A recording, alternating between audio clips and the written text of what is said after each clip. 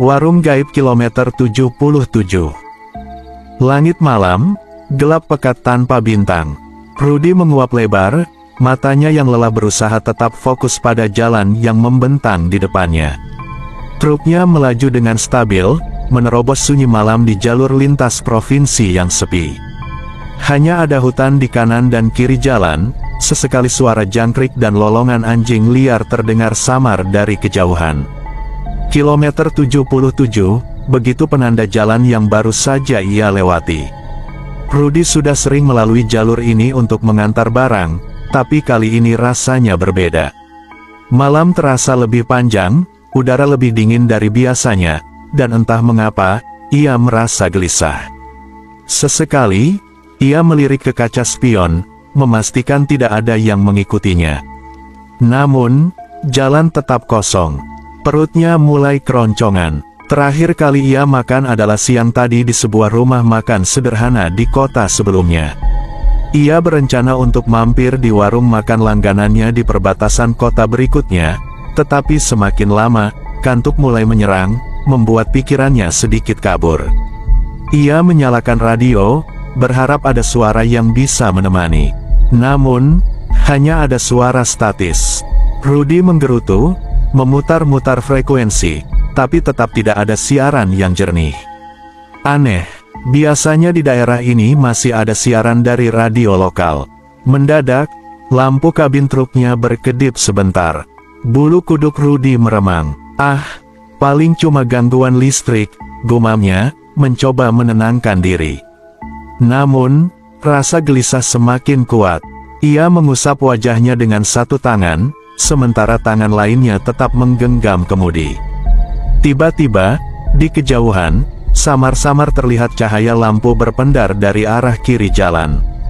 Sebuah warung makan kecil tampak berdiri di sana, dengan papan kayu sederhana bertuliskan, "Warung Busari, buka 24 jam."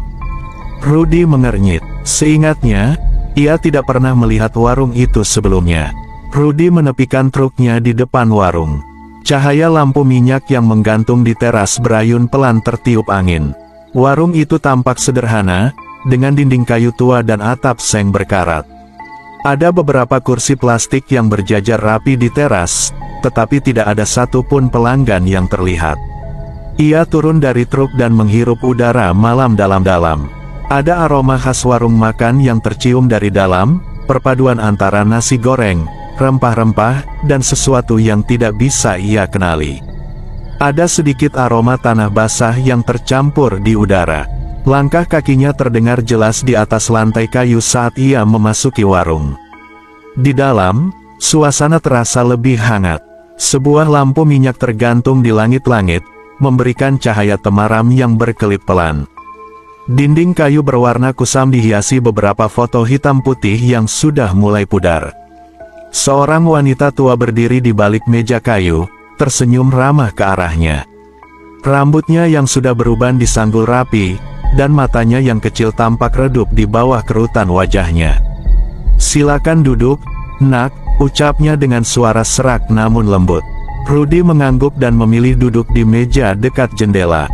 Dari balik kaca jendela yang buram, ia bisa melihat truknya terparkir di luar, sendirian di tengah gelapnya malam. Saat ia sedang melihat sekeliling, matanya menangkap sosok pria yang duduk di sudut ruangan. Pria itu mengenakan jaket lusuh, menundukkan kepala, tidak bersuara, dan sama sekali tidak bergerak. Rudy merasa ada sesuatu yang aneh, tapi ia mengabaikannya. "Menu andalannya apa, Bu?" tanyanya, mencoba mencairkan suasana. "Nasi goreng spesial, baru saja matang," jawab si ibu warung dengan senyum yang tetap terkunci di wajahnya. Rudy mengangguk.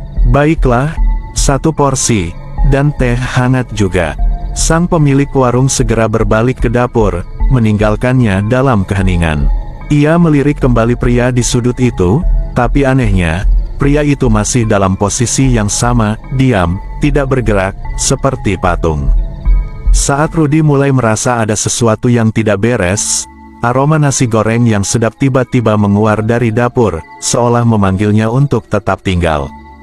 Dingin mulai merayap di ruangan, membuat bulu kuduk Rudy berdiri. Ia melirik pria di sudut itu dengan jantung berdebar. Wajah pucat, mata kosong, dan luka di lehernya terlihat semakin jelas dalam cahaya temaram. Tapi yang paling mengerikan adalah senyumannya, senyum yang tampak dipaksakan, seolah bukan bagian alami dari wajahnya. Rudy berusaha tetap tenang. "Maaf, Mas, maksudnya apa?" tanyanya pelan, meski ada getaran di suaranya. Pria itu tidak langsung menjawab. Ia hanya menatap Rudy beberapa detik, seolah sedang mempertimbangkan sesuatu.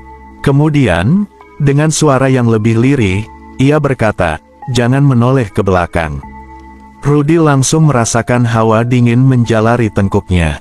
Ia ingin menoleh, ingin melihat apa yang ada di belakangnya, tapi kata-kata pria itu seakan menahannya di tempat. Dari sudut matanya, ia bisa melihat ibu pemilik warung masih berdiri di dekat meja kasir. Senyumnya tetap mengembang, tapi sekarang ada sesuatu yang sangat salah dengan ekspresinya. Matanya terlalu lebar, terlalu gelap, dan bibirnya sedikit bergetar, seolah menahan sesuatu untuk tidak keluar dari mulutnya. Suara denting sendok jatuh ke lantai membuat Rudy tersentak. Ia menoleh ke arah pria di sudut, tapi sosok itu sudah tidak ada. Ia terperanjat. Pria itu tadi ada di sana, ia yakin. Tapi sekarang kursinya kosong. Piring dan gelasnya masih ada di atas meja, tapi orangnya lenyap begitu saja. Jantung Rudy semakin cepat berdetak. Bau aneh mulai menyeruak ke udara, bau anyir yang samar, bercampur dengan aroma tanah basah dan sesuatu yang busuk. Lampu minyak yang tergantung di langit-langit tiba-tiba berkedip-kedip, seperti ada angin yang berhembus kencang, meski udara di dalam warung terasa begitu hening. Rudy ingin bangkit, tapi tubuhnya terasa berat. Seperti ada sesuatu yang menahannya untuk tetap duduk. Dingin, iya, suara ibu pemilik warung terdengar lebih dalam, lebih serak. "Makan saja dulu, biar hangat." Rudy menatapnya dengan waspada. Sesuatu tentang wanita itu terasa berbeda sekarang. Wajahnya masih sama, tapi ekspresinya terasa lebih kosong. Matanya tidak berkedip, seperti boneka yang hanya menatap tanpa benar-benar melihat. Lalu, sesuatu yang lebih aneh terjadi. Piring nasi goreng di hadapannya, yang tadi terlihat biasa, kini berubah. Warna nasi mulai memudar, bumbu yang awalnya harum kini berbau busuk. Potongan daging yang ada di atasnya tampak lebih gelap, lebih liat, bukan daging ayam atau sapi, tapi sesuatu yang lain. Sesuatu yang seharusnya tidak ada dalam makanan.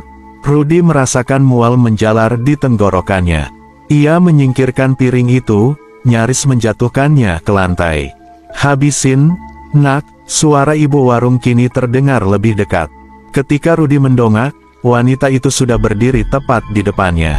Jantungnya hampir berhenti. Ia tidak mendengar langkah kaki wanita itu mendekat. Tidak ada suara gesekan lantai kayu, tidak ada bayangan bergerak. Wanita itu hanya tiba-tiba ada di sana, menatapnya dengan senyum yang semakin melebar.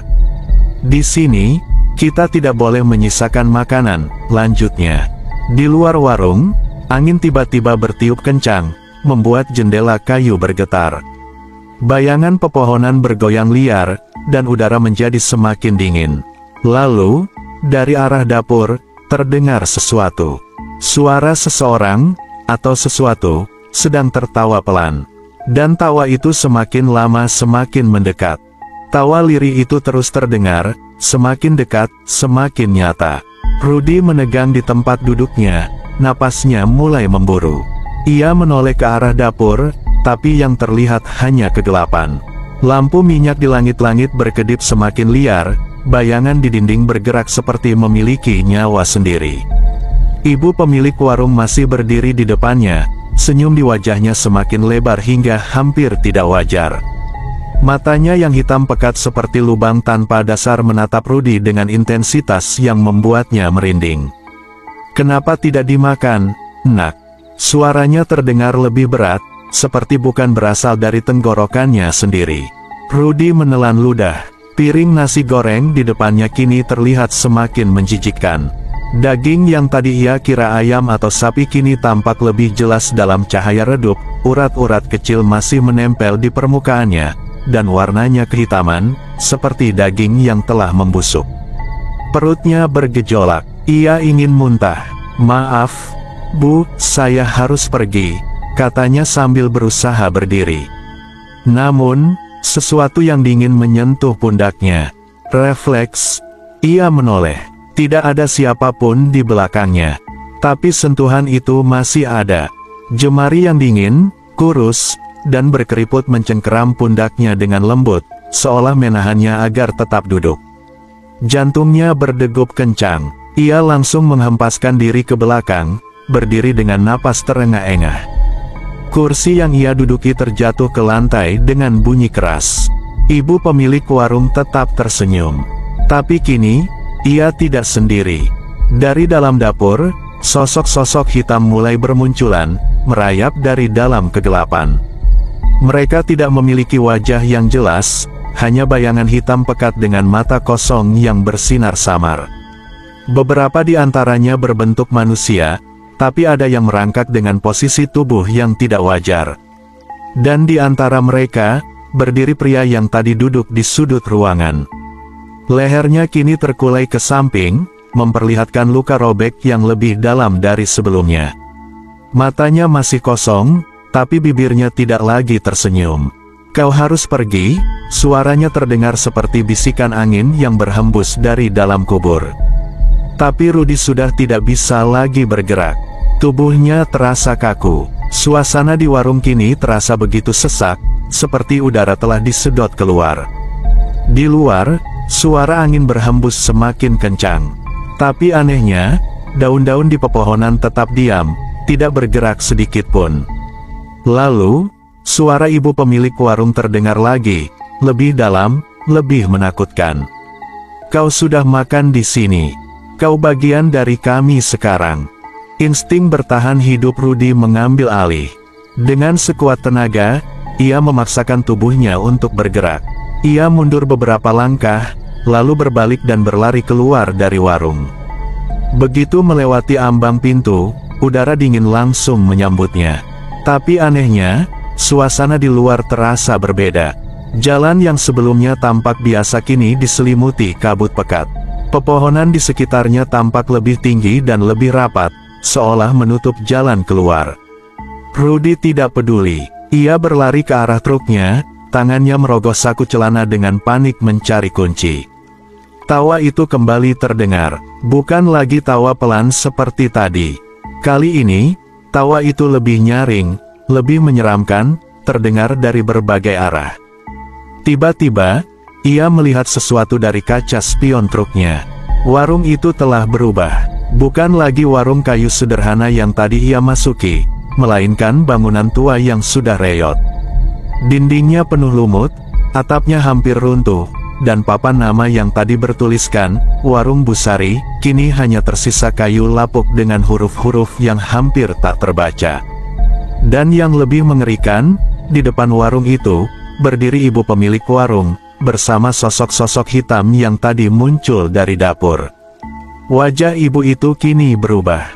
Kulitnya lebih pucat, matanya kosong seperti manik-manik hitam tanpa cahaya, dan mulutnya menganga lebar, terlalu lebar untuk ukuran manusia biasa. Rudy akhirnya menemukan kunci truknya. Dengan tangan gemetar, ia membuka pintu dan melompat masuk. Saat ia menyalakan mesin, sesuatu menghantam kaca depan truknya. Brak, sosok ibu pemilik warung menempel di kaca, wajahnya hanya berjarak beberapa sentimeter dari Rudy. Mulutnya yang terbuka memperlihatkan deretan gigi hitam dan tajam, sementara dari matanya yang kosong mengalir darah pekat. "Kau sudah makan di sini," suaranya terdengar seperti bisikan yang menggema di seluruh kabin truk. "Kau milikku sekarang." Rudy berteriak dan menginjak pedal gas sekuat tenaga. Truknya melaju kencang, menembus kabut tebal. Dari kaca spion, ia bisa melihat warung itu semakin menjauh. Sosok-sosok hitam masih berdiri di sana, menatapnya tanpa bergerak. Dan yang lebih mengerikan, ibu pemilik warung masih tersenyum. Meski warung itu telah lenyap di balik gelapnya malam, Rudy bisa merasakan sesuatu.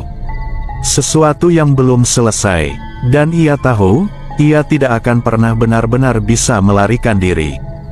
Truk Rudy melaju dengan kecepatan penuh, roda-roda besarnya menggiling aspal yang basah oleh embun malam. Napasnya masih tersengal, tangannya mencengkeram setir erat hingga buku-buku jarinya memutih. Keringat dingin membasahi pelipisnya, meski udara di dalam kabin terasa begitu menusuk. Matanya sesekali melirik kaca spion, memastikan warung itu tidak lagi terlihat. Namun, bayangan sosok wanita tua dengan senyum mengerikan itu terus membayangi pikirannya. Ini cuma mimpi buruk, gumamnya, mencoba meyakinkan diri sendiri.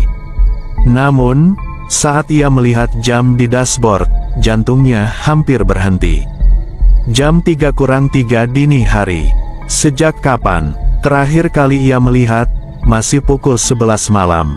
Rasanya ia baru saja meninggalkan warung itu beberapa menit yang lalu, tapi waktu sudah melompat hampir 4 jam ke depan. Jantungnya berdebar semakin cepat. Ia menepuk pipinya, memastikan ia benar-benar sadar. Lalu, sesuatu yang lebih aneh terjadi. Jalan yang seharusnya menuju kota berikutnya terasa lebih panjang. Seharusnya dalam waktu sekian menit, ia sudah melihat perkampungan atau setidaknya beberapa kendaraan lain di jalan. Tapi yang ada hanyalah gelapnya malam, pohon-pohon tinggi yang seakan semakin mendekat ke aspal, dan kabut yang terus menggantung di udara. Rudy meraih ponselnya, berharap bisa mengecek GPS. Namun, layar hanya menampilkan no signal. Ia mulai panik. Jalan yang ia tempuh terasa berulang, seperti ia terus berputar di tempat yang sama. Dan saat ia melewati sebuah tanda jalan di bahu jalan, darahnya membeku. Kilometer 77. Tidak, ini tidak mungkin. Ia baru saja meninggalkan tempat itu. Mata Rudy membelalak. Ia menatap tanda itu dengan ketakutan, sementara truknya tetap melaju kencang. Tapi tidak peduli seberapa jauh ia berkendara, ia terus kembali ke tempat yang sama. Di depan sana, di tengah gelapnya jalan yang sunyi, cahaya lampu minyak mulai terlihat lagi. Warung itu, warung yang seharusnya sudah ia tinggalkan. Warung yang seharusnya tidak ada di sana. Dan di depan warung itu, berdiri sosok yang sudah membuat Rudy ketakutan sejak tadi, ibu pemilik warung, masih dengan pakaian lusuhnya, masih dengan senyum lebarnya. Tapi kini, ia tidak sendiri. Di sekelilingnya, sosok-sosok hitam tanpa wajah yang tadi muncul dari dapur kini bergerak lebih dekat. Mereka tidak lagi diam, mereka melangkah pelan menuju jalan, menuju Rudy. Rudy menginjak pedal gas sekuat tenaga. "Keluar dari sini, keluar!" teriaknya. Truknya meraung, melaju lurus, hendak menerobos warung itu.